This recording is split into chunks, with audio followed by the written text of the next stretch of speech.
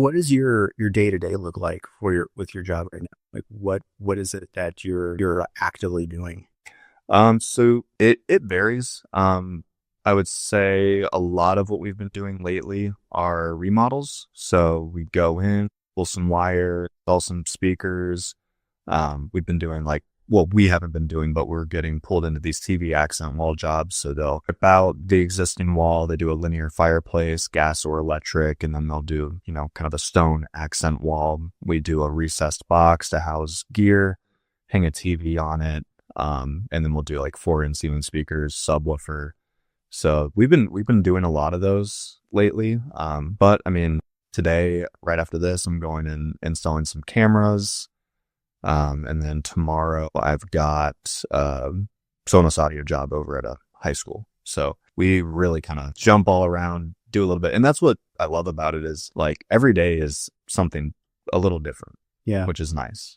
So Sonos audio, that's like the really good audio, right? The brand. I've seen Audiophiles would disagree, really. but yeah, Sonos is I equate them to like the Apple of audio in the sense that they have great technology. It is great quality. But people who are really snobby about their audio hate it.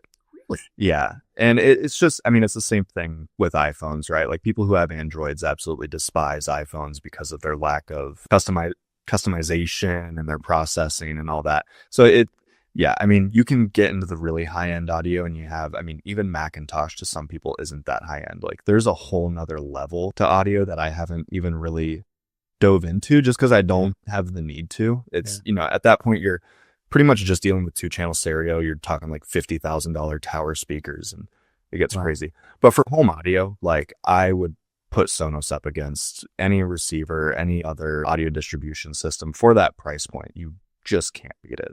So like when I hear it's plug and play, right? Pretty much like, yeah, pretty much. When you say it's like the Apple of it, I'm like, I'm all in. Like Yeah. for me, like that's appealing. Like I had an Android for a long time and I didn't do anything with it. I didn't go in and like root it or anything and do all kinds of crazy stuff. I just used it.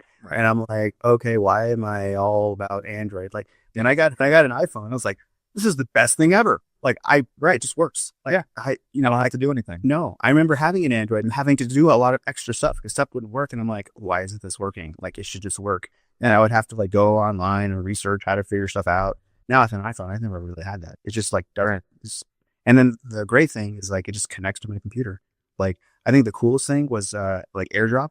Like when if I have a video in here or anything, I just like click my computer on the thing and boom, it's on there. Like I would have to go through so many hoops with an Android to like hook up cables and download software. Oh yeah, just to move files here. Like it's ridiculous. Yeah. But and now if you have an Apple TV, you can just directly stream from your phone to your TV. Like I do that all the time.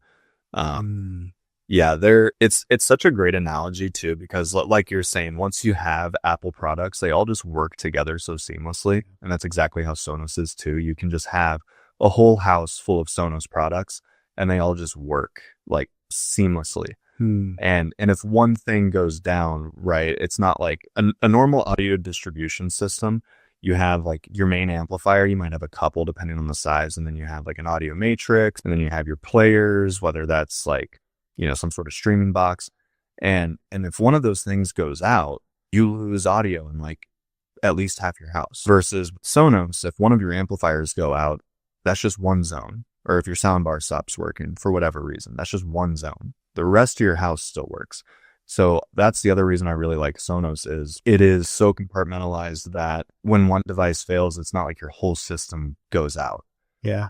Which is the problem with these big control systems that people sell. It's like you have your main controller, the brain, and if anything happens to that, sometimes it just needs a firmware update. And something as simple as that can take your entire system out.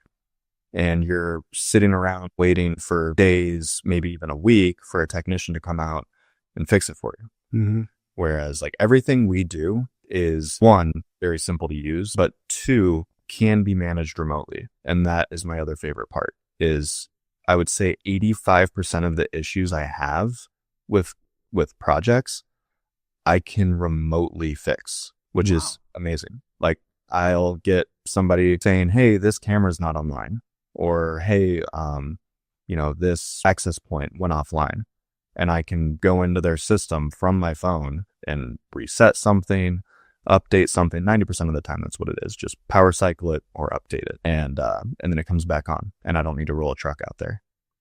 So that's actually very handy. Yeah. Saves me time, saves the customer time. Yeah. Saves them the headache. They don't have to wait 2 or 3 days for me to get out there, because that's about how long it would take. It's like, well, I got this job today, this job tomorrow. I'll see you Thursday. Instead, I can just be on the road, pull over real quick, take care of it.